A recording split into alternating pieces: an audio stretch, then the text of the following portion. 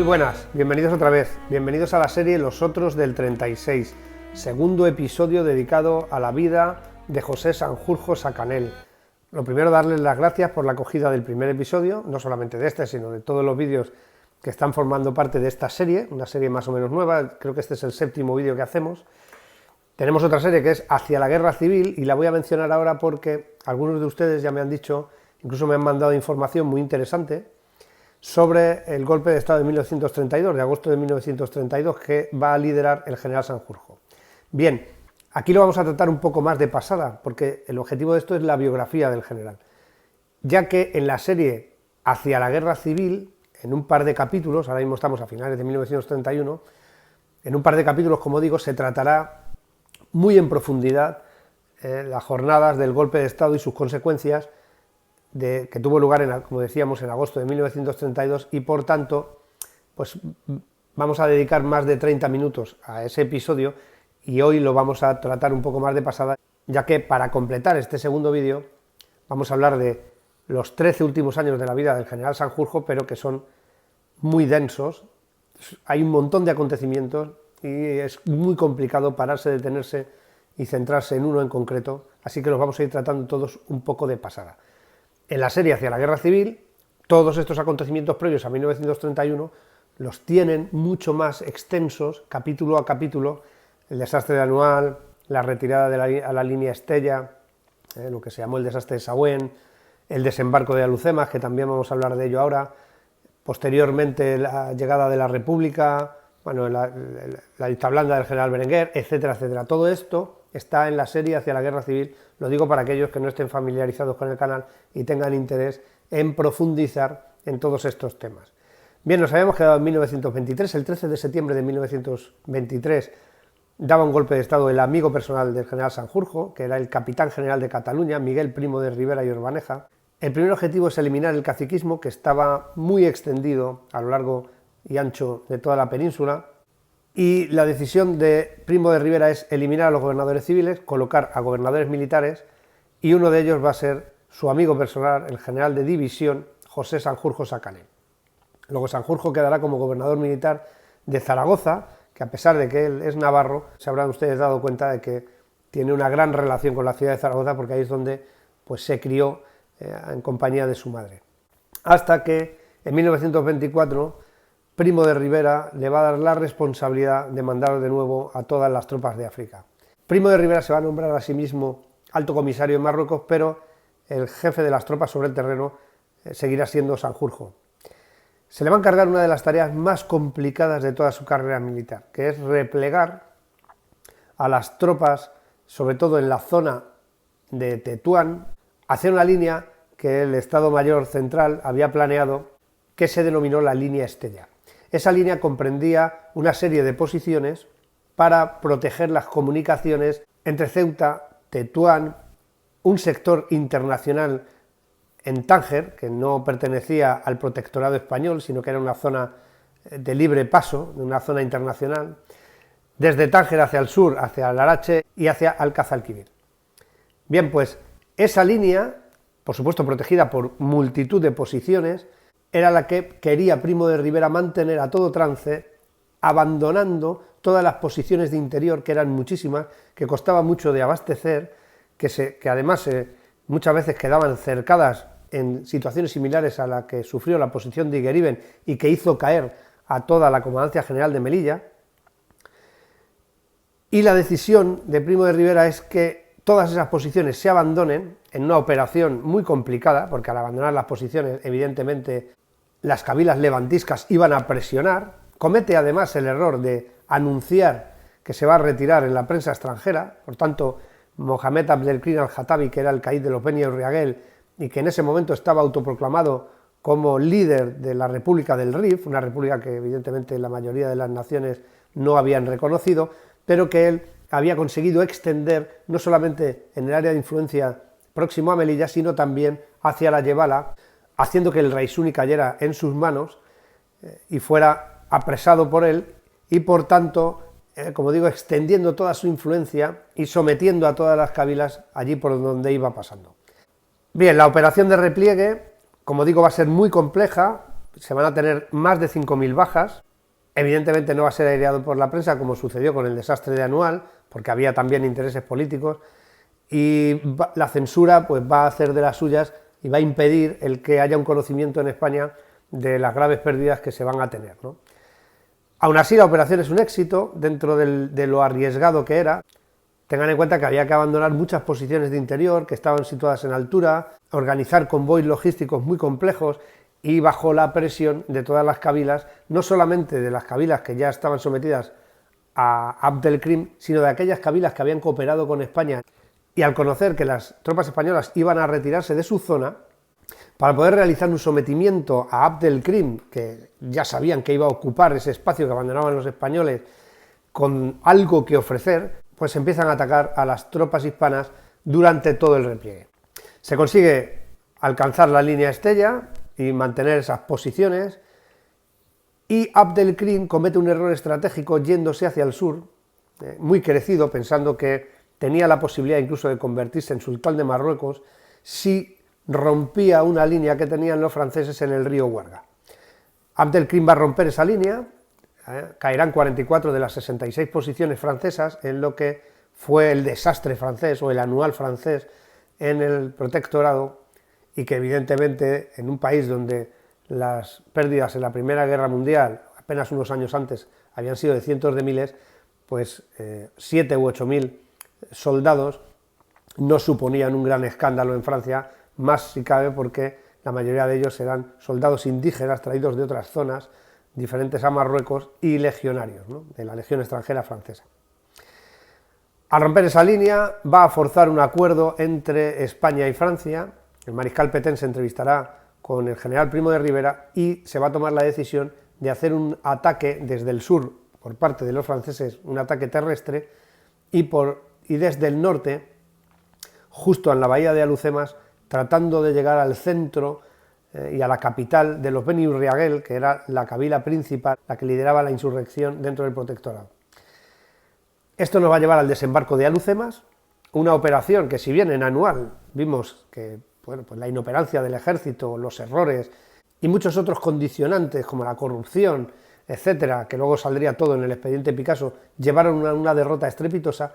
el desembarco de Alhucemas va a ser un ejemplo del buen hacer de las tropas españolas y sobre todo de un planeamiento exquisito que permitió realizar con éxito una operación muy complicada. Sanjurjo va a mandar las tropas terrestres durante el desembarco en una operación conjunto combinada donde participarían, por supuesto, muchos buques de la Armada, también buques de la Armada francesa. Los franceses no llegan a desembarcar, pero sí que van a cooperar con buques y con aviación, me refiero a la zona norte, porque ellos sí que estaban realizando operaciones en la zona sur para ejercer esa presión sobre Abd el-Krim y que tuviera que combatir en dos frentes. El desembarco lo va a liderar el general Primo de Rivera, va a ser el jefe de toda la operación, pero el jefe de las fuerzas terrestres, como decimos, será el general José Sanjurjo, al que vamos a ver en algún vídeo que se conserva en la Filmoteca Nacional de España, bueno, pues despidiendo a las tropas antes de que embarcaran, aquellas que iban a subirse en las barcazas y que llegarían a las playas en esa arriesgadísima operación que sin embargo fue un éxito y en la que hubo pues muy pocas bajas. El cuartel general de Sanjurjo se va a instalar en Morro Nuevo. Allí empezarían otra serie de operaciones de avance que se iniciarían el día 23 de septiembre, y a partir de ese momento Sanjurjo, o bien dirigiendo a sus tropas o realizando enlaces y coordinaciones con los franceses, ahí van a destacar dos coroneles, cada uno de los cuales mandaba las columnas de vanguardia de las dos brigadas que formaban parte de las tropas terrestres. En total, se está hablando de unos 18.000 hombres implicados. Bueno, pues las dos columnas principales, la columna que venía desde Ceuta, que va a ser la primera en desembarcar, formada sobre todo por legionarios irregulares y por supuesto por tropas indígenas, la mandaba el coronel Francisco Franco. La otra desde Melilla, que desembarcará a posteriori, pero que luego asumirá el esfuerzo principal una vez consiga relevar en la vanguardia a la columna de Franco, la mandará Manuel Godet Llopis. Estos dos hombres van a tener una estrecha relación con Sanjurjo, porque son subordinados directos de ellos, sobre todo el segundo, Manuel Godet, ya que sería posteriormente su jefe de Estado Mayor durante el resto de la campaña hasta la finalización de la pacificación del Rif. La operación, como decimos, es un completo éxito. Sin embargo, Primo de Rivera decide detener, no hace un aprovechamiento del éxito después de conseguir los objetivos que se habían marcado. De hecho, ese aprovechamiento del éxito ni siquiera estaba en las órdenes de operaciones, porque lo que quiere Primo de Rivera es negociar. Tengan en cuenta que Primo de Rivera, desde el primer momento, se le acusa de abandonista, porque la retirada de la línea Estella, para muchos militares africanistas, era un intento de abandonar África. África estaba suponiendo una sangría económica y de vidas muy importante, de vidas de soldados españoles, la mayoría de los cuales eran incluso analfabetos, que eran cogidos en los pueblos, llevados a África sin saber siquiera dónde iban ni a lo que iban y sin entender muy bien qué es lo que estábamos haciendo allí, ¿no? He explicado muchas veces en los vídeos anteriores que España tenía mucha presión internacional después del Tratado de Algeciras, donde se le va a asignar la responsabilidad de pacificar o de proteger, entre comillas, evidentemente estamos hablando de colonialismo, la zona norte de Marruecos y así establecer un colchón. España hacía de colchón entre Francia y el Reino Unido, básicamente, ¿no? Y eso es lo que tenemos que tener en la cabeza, porque las cosas no son porque son, sino hay un contexto internacional. España es una potencia de muy segundo orden, casi de tercer orden, podemos decir, después de perder las últimas provincias de ultramar, y bueno, pues tenía poco juego para negociar. De hecho, la retirada de la línea Estella casi es, si me apuran,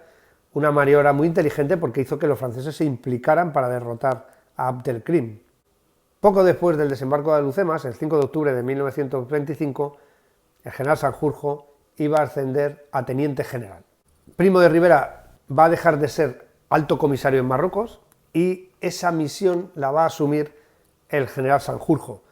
Luego, máxima confianza en Sanjurjo, la que muestra Primo de Rivera. Sanjurjo va a permanecer en África con su jefe de Estado Mayor, el general de brigada Manuel Godet, porque Franco asciende a general aquí, Godet también, y Sanjurjo también. Los máximos protagonistas consiguen ascenso por méritos de guerra tras la brillante operación del desembarco de Alhucemas.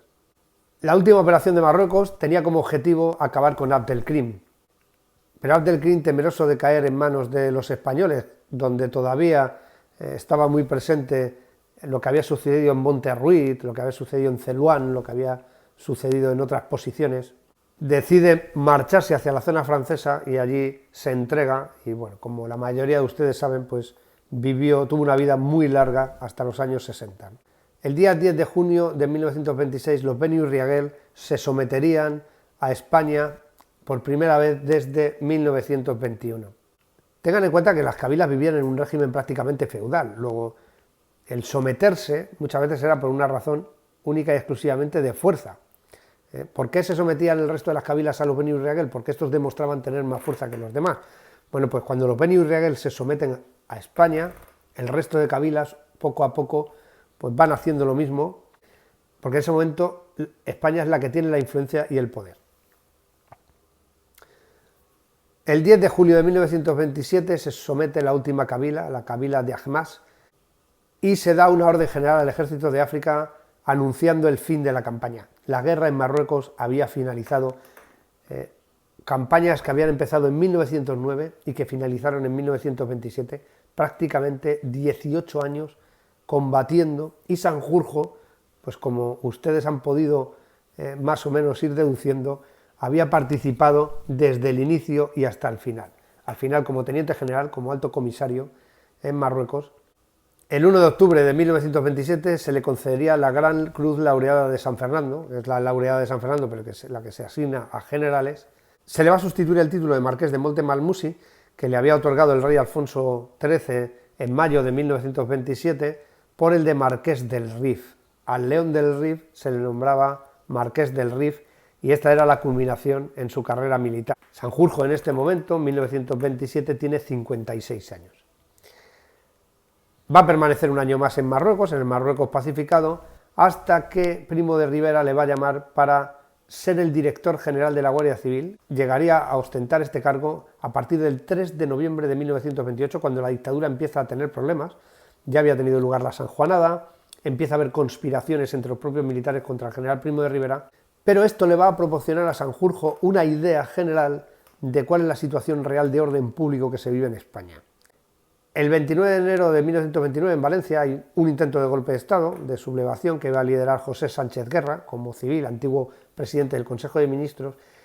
y en la que van a estar implicados varios militares, algunos de ellos estrechos colaboradores de Sanjurjo, como haya sido el general Castro Girona. En ella se van a ver implicados Queipo de Llano, el general Queipo de Llano, el general Cabanellas y el general López Ochoa. Los tres están conspirando con José Sánchez Guerra para hacer caer la dictadura de Primo de Rivera. Evidentemente, al fracasar, pues tendrán que huir y abandonar España. Primo de Rivera, sometido a todas las presiones por parte de sus compañeros y perdiendo la confianza del rey, abandona el cargo el 28 de enero de 1930, moriría 6 semanas después enfermo de diabetes, y esto va a suponer para Sanjurjo, esto es mi punto de vista, un golpe significativo, ¿no? De ver cómo alguien que había ascendido, como era Primo de Rivera, que incluso gozó del apoyo popular, en cierta medida, de grandes masas de la población, incluso del sindicato de la Unión General de Trabajadores, de partidos regionalistas,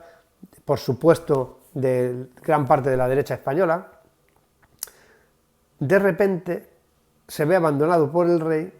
y prácticamente dejado a su suerte, tuvo que irse a Francia y allí moriría, como decimos, 6 semanas después. Se va a mantener a Sanjurjo como director general de la Guardia Civil, donde se va a mantener fiel a la monarquía, a la dictadura del general Berenguer, que se va a denominar la dicta blanda, donde empieza a haber un aperturismo, donde se empiezan a permitir los partidos políticos, donde pueden empezar a volver pues algunos de los políticos que estaban exiliados. Acuérdense que Berenguer había sido jefe de Sanjurjo también en Marruecos, ya que Berenguer había creado el cuerpo de regulares y Sanjurjo había sido uno de los primeros oficiales en acudir a la llamada del entonces teniente coronel Berenguer, Damaso Berenguer. De tal manera que todos nos damos cuenta de cuáles son las relaciones que se establecen entre todos estos militares que habían compartido vivencias en África, vivencias muy duras en muchas ocasiones, y que evidentemente eso les daría un grado de camaradería entre ellos y unos lazos muy difíciles de romper. La situación en España se va deteriorando, hay otro africanista que también asume responsabilidades de orden público, era el general Emilio Mola, va a ser nombrado director general de seguridad. Precisamente, Emilio Mola, el día 11 de septiembre de 1930, viajaba en un vehículo junto a uno de los dos hijos del primer matrimonio del general Sanjurjo. José Sanjurjo era estudiante de medicina, era el pequeño de los dos, el otro mayor justo era capitán de infantería. Bien, pues José Sanjurjo va a morir en un accidente de coche en el que acompañaba precisamente al general Mola. Al entierro acudirá el mismo conde de Romanones, será un entierro multitudinario para dar el pésame al viejo general, que por supuesto recibió un golpe moral tremendo, ya que ya se pueden ustedes imaginar que la pérdida de un hijo es tal vez una de las peores tragedias que le pueden pasar a cualquier persona, ¿no? Por tanto, tenemos a dos generales con mucha responsabilidad en cuanto a las operaciones de orden público en un momento en el que hay muchas manifestaciones, en el que hay intentos de golpe de Estado. En diciembre de 1930, el caso de la sublevación en Jaca, del golpe de Estado de los capitanes Fermín Galán y García Hernández. Unos días después, el comandante Ramón Franco Bahamonde, el hermano del dictador, en el aeródromo de Cuatro Vientos, junto con otros oficiales de la aeronáutica militar. Y Sanjurjo es el director general de la Guardia Civil. Luego, él disciplinadamente, con sus fuerzas, pues trata de sofocar estos levantamientos. Sin embargo, el día 12 de abril de 1931 se van a celebrar elecciones municipales. En la mayoría de las ciudades de las capitales de provincia, la victoria de los republicanos, de los partidos republicanos y del Partido Socialista Obrero Español, que iban en una conjunción republicano-socialista, vencen con mucha claridad, con mucha contundencia, no en las zonas rurales, no en los ayuntamientos de los pueblos, no en algunas pequeñas capitales de provincia, creo que recordar que eran 7, donde sí que ganan los monárquicos, pero la victoria en las ciudades son de los republicanos. Todo lo que se vive en Palacio en los días 12, 13 y 14, pues les aconsejo que vean los vídeos hacia la guerra civil que hablan de estas horas tan importantes en la historia de España. Entre los que están aconsejando al rey aparece el conde de Romanones, aparece Juan de la Cierva, aparecen muchos de los ministros del gobierno que en ese momento lideraba el almirante Aznar. El almirante Aznar, que apenas está unos meses justo antes de las elecciones municipales. El objetivo es que se fuera pasando de la dictadura otra vez a un régimen acorde con la Constitución de 1876, un régimen democrático, primero con elecciones municipales, después con elecciones provinciales y por último con elecciones generales. Sin embargo, en las municipales se rompió la baraja porque hay quien empieza a asesorar al rey de que es mejor que darle el poder a los republicanos en una maniobra pacífica y no intentar pues, sostener la monarquía a todo trance. Sanjurjo va a ser muy coherente aquí y va a decir al rey que no puede garantizar la lealtad de todos sus subordinados y se va a poner bajo las órdenes del ministro de Gobernación del Gobierno Provisional de la República, porque este gobierno ya estaba constituido después del Pacto de San Sebastián, que tuvo lugar en 1930, el mes de octubre de 1930. Bien, pues el ministro de Gobernación, que era Miguel Maura, que pertenecía a la derecha liberal republicana, al partido de Niceto Alcalá Zamora, que va a ser el presidente de este gobierno, el presidente de este gobierno provisional, y Sanjurjo se va a poner a las órdenes de Miguel Maura y le va a facilitar, evidentemente, si la Guardia Civil se sometía al nuevo gobierno, al gobierno que se estaba autoproclamando, la República se estaba proclamando por aclamación, pues con esta maniobra Sanjurjo garantiza la llegada de la República, igual que López Ochoa hace una maniobra, lo ven también en el vídeo de López Ochoa en Barcelona, para desprenderse del capitán general de Cataluña y nombrarse el capitán general de Cataluña o ser nombrado por Francisco Maciá, por Francesc Macià. Bien, pues Sanjurjo, como decimos y como vemos, hace en este momento un gran favor a la República, desde mi punto de vista trascendental. El rey abandona España, como saben, y el gobierno provisional, en agradecimiento, le va a mantener como director general de la Guardia Civil y además lo va a nombrar alto comisario en Marruecos. Luego tendrá dos misiones, ser director general de la Guardia Civil y ser alto comisario en Marruecos. ¿Por qué le va a nombrar alto comisario en Marruecos? Bueno, pues porque al alto comisario, que era el general Gómez Jordana, pues lo habían agredido y prácticamente lo habían echado a patadas. Sanjurjo asume esa misión y en principio, como gran parte del ejército, pues va a convivir con la recién llegada República. Gran parte del ejército, porque ahí tenemos ahora a López Ochoa, tenemos a Cabanellas, tenemos a Queipo de Llano, todos con puestos importantes, porque habían sido conspiradores junto con el gobierno provisional para poder traer a la República. Muchos de los militares se muestran indiferentes y nadie mueve un dedo por salvar a la monarquía. Van a acatar las nuevas leyes de la República y en un principio, bueno, pues la relación de Sanjurjo con esa República pues es no solo cordial, sino de cooperación, como ustedes ven, porque además, bueno, pues debido a su maniobra del 14 de abril de 1931 y a ese sometimiento a ese nuevo gobierno, pues va a ser depositario de la confianza de la República. En el mes de mayo de 1931 empiezan las primeras quemas de conventos, iglesias en Madrid y en otras ciudades, en un suceso bastante complicado. Esto ya empieza a generar cierta desconfianza entre el sector más religioso, más católico en España. Algunos de los que habían ayudado a traer la República, que habían sido protagonistas de esta quema de conventos, evidentemente iban en contra de lo que quería ya el gobierno de la República. Van a protagonizar también algunos de estos revolucionarios intentos de sublevación contra la propia República. Uno de los protagonistas va a ser otra vez, en este caso el comandante Ramón Franco Bahamonde, que era el director general de la Aeronáutica Militar y que en un mitin en Sevilla aprovecha para hacer un complot y que hubiera una revolución anarquista y está en coordinación ideada junto con Blas Infante, el que hoy es considerado como el padre de la patria andaluza, ¿no? O el padre del nacionalismo andaluz. Bueno, pues lo que se llamó el complot de Tablada. Sanjurjo va a ser llamado y él personalmente va a ir a Sevilla, donde se va a detener a Ramón Franco Bahamonde y a Blas Infante, y Ramón Franco sería enviado a Madrid. Dada su participación constante para traer a la República, Ramón Franco no va a salir muy mal parado y acabaría presentándose por Esquerra Republicana de Cataluña en Barcelona y saliendo diputado en las Cortes Constituyentes, las Cortes que tenían que bueno, pues elaborar la Constitución de la República. Tras la aprobación de la Constitución, hasta ese momento, el gobierno provisional había estado compuesto por todos los partidos republicanos y por el Partido Socialista Obrero Español. Dentro de los partidos republicanos estaba el partido más votado, que era el Partido Republicano Radical, liderado por el amigo de Sanjurjo, por Alejandro Lerroux, con el que había coincidido en Madrid, si recuerdan el vídeo anterior, en aquellas tertulias. Lerroux, a pesar de haber sido muy revolucionario en sus épocas jóvenes, tomaba una posición radical dentro del republicanismo, pero estaba situado yo en el centro político, ya no podemos colocarlo en la izquierda política, ¿no? Bien, a pesar de ello, pues Lerroux evidentemente era anticlerical, como la mayoría de los republicanos en España en este momento, y esta conjunción republicano-socialista estaba compuesta por la derecha liberal republicana de Manuel Azaña, partido conservador, pero de tendencia republicana, el Partido Republicano Radical que hemos mencionado, que era el partido republicano más votado, Acción Republicana, que era el partido de Manuel Azaña, que era un partido de izquierda moderada, el Partido Republicano Radical Socialista de Marcelino Domingo, un partido republicano de tendencia mucho más de izquierda,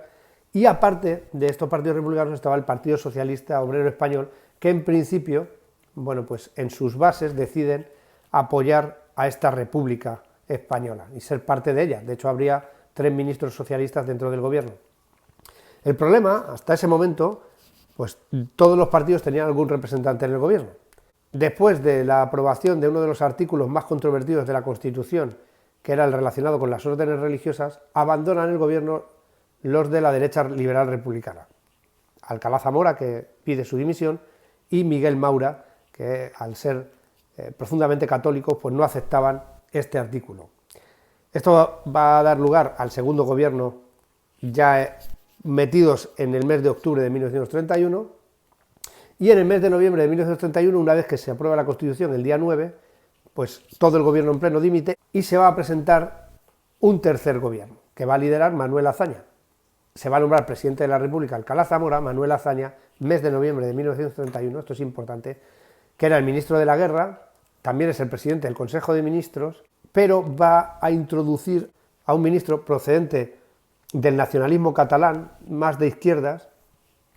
que era Jaume Carner. Al meter a Carner, Alejandro Lerroux no va a querer formar parte del gobierno y el partido republicano más votado, o el partido republicano con mayor apoyo, decide abandonar el gobierno, donde cabían todo el espectro político de los que habían iniciado desde aquel pacto de San Sebastián en 1930, pues todo este periplo para traer a la República. Sanjurjo ve, por tanto, que el gobierno que queda, el de Manuel Azaña, que además era ministro de la Guerra, va a tener las dos responsabilidades, la de presidente del Consejo de Ministros y la de ministro de la Guerra, va a ser ya un gobierno con muchos menos apoyos que los iniciales, ¿no? 4 guardias civiles son asesinados en Castilblanco, el 31 de diciembre de 1931, justo unas semanas después de este nombramiento del tercer gobierno de la República liderado por Manuel Azaña. 11 personas mueren en manos de la Guardia Civil en Arnedo, en La Rioja, el 5 de enero de 1932. Estos sucesos se van dando, como ven, en muy poco espacio de tiempo. Desde que llegó la República, pues la Guardia Civil tuvo que sofocar multitud de huelgas, multitud de movimientos prerevolucionarios, sobre todo por parte de los anarquistas que estaban en contra de la República. La Guardia Civil estaba en ese momento defendiendo a la República. El problema de la Guardia Civil es que manejaban armamento ligero. Cuando digo armamento ligero no me refiero a una pistola, sino que llevaban directamente fusiles Mauser y los empleaban a la hora de dispersar manifestaciones. También es cierto que, sobre todo, los anarquistas disparaban con fuego real contra los guardias civiles. Luego había veces que una manifestación se convertía en un auténtico tiroteo. Sanjurjo hace unas declaraciones después de la muerte de estos 11 civiles, va a ser destituido de su cargo como director general de la Guardia Civil y lo van a nombrar director general de Carabineros. Bueno, era una especie de puesto de consolación, pero está claro que el cese de Sanjurjo como director general de la Guardia Civil pues debió ser algo que él consideró como una descalificación, ¿no? Tengan en cuenta que, a pesar de que Sanjurjo había colaborado con la dictadura, era director general de la Guardia Civil de la dictadura, tuvo que ver cómo Berenguer o Emilio Mola eran procesados por responsabilidades durante la dictadura, así como otros militares como Cavalcanti, los que habían participado del directorio militar, o algunos civiles, por ejemplo Calvo Sotelo, que tenía que estar exiliado en Portugal a pesar de haber conseguido acta de diputado, so pena de ser detenido y juzgado en España. Todo por responsabilidades acaecidas durante la dictadura. Esta era la interpretación que hacía la República contra los responsables de este régimen que duró desde 1923 hasta 1931. El jefe del Estado Mayor Central era el general Manuel Godet, que era estrecho colaborador de Manuel Azaña, del ministro de la Guerra, por supuesto. Había sido cesado después de un incidente en Carabanchel y estaba cayendo también en desgracia. De esta manera se va a organizar un golpe de Estado donde van a estar implicados Sanjurjo como líder natural y su antiguo jefe de Estado Mayor, Manuel Godet, va a colaborar de inicio en este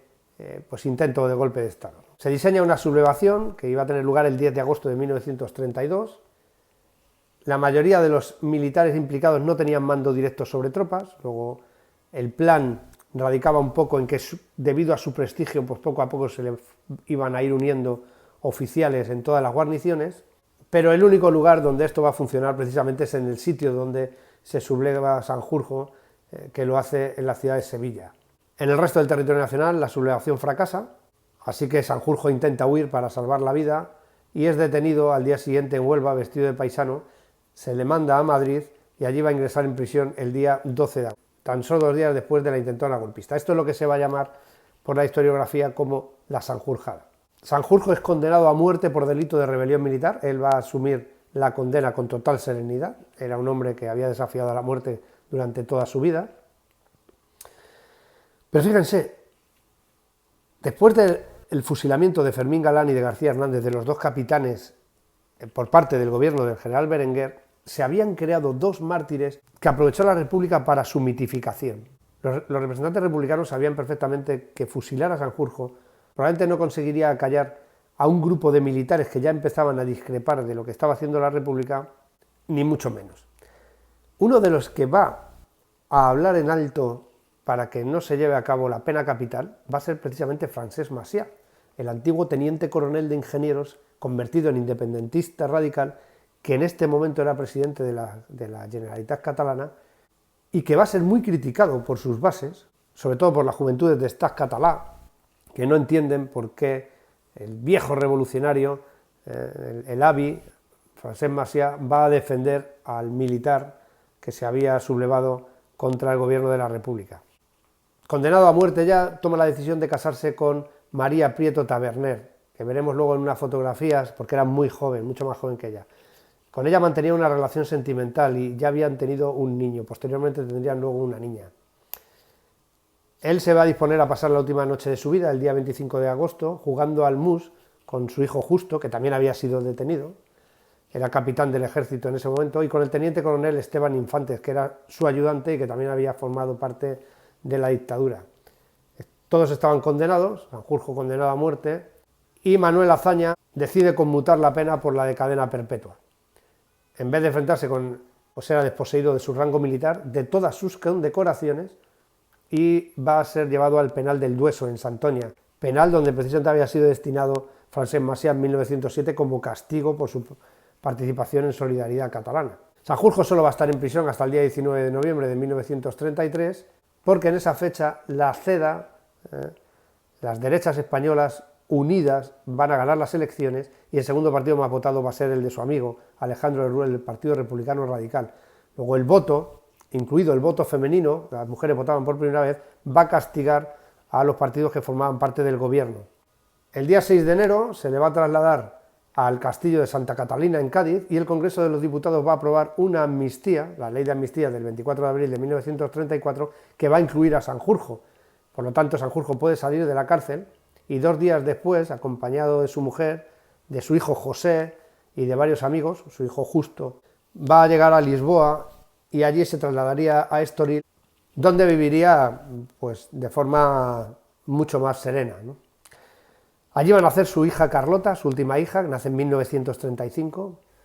y allí, en Estoril, iba a recibir la visita de intelectuales como, por ejemplo, Miguel de Unamuno, el profesor de la Universidad de Salamanca, que luego protagonizaría, tan solo un año después, aquel incidente famoso con Millán Astray.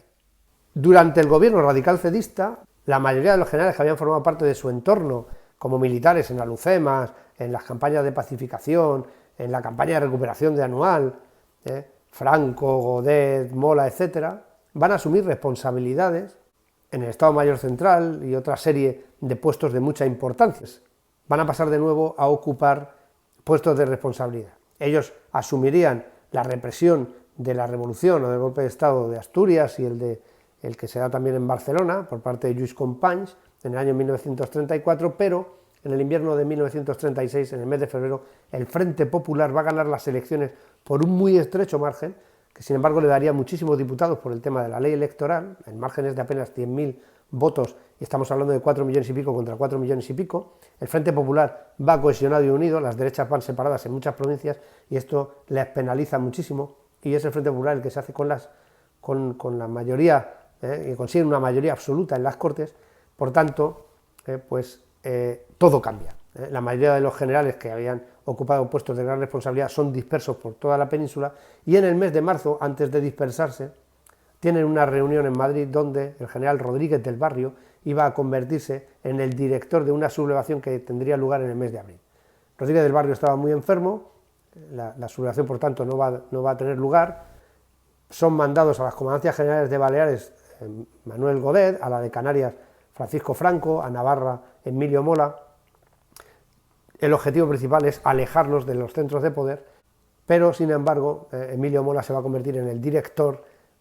y Sanjurjo iba a liderar un golpe de Estado, a pesar de que en ese momento está desposeído de todas sus responsabilidades, un golpe de Estado en el que se van a ir uniendo poco a poco militares y civiles de todas las tendencias, monárquicos, republicanos, como Queipo de Llano y Cabanellas, monárquicos como Quindelán, falangistas, que no tenían nada que ver ni con los monárquicos ni con los republicanos de derechas, carlistas, que defienden una monarquía de Dios, patria, rey y ley vieja. Bueno, pues este conglomerado tan complicado y tan diferente unos de otros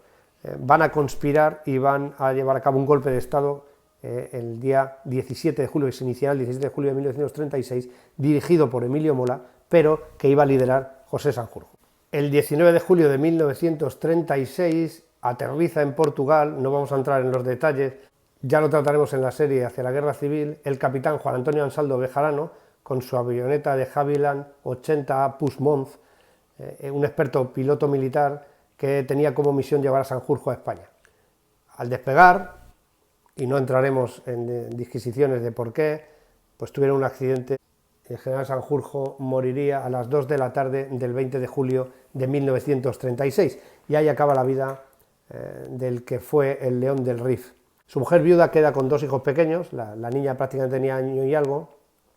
y la vamos a volver a ver en el mes de noviembre de 1936, pidiendo clemencia para el general Salcedo Molinuevo, que era el general jefe de la división orgánica en La Coruña, y que no se había sublevado esperando órdenes precisamente de su amigo, del general Sanjurjo. La historia del general Molinuevo la tienen ustedes en Los Otros del 36 también. Bueno, pues la esposa, como digo, de Sanjurjo va a pedir clemencia en nombre de su marido fallecido, pero Molinuevo sería fusilado de cualquier manera. Y aquí acaba la biografía del general Sanjurjo,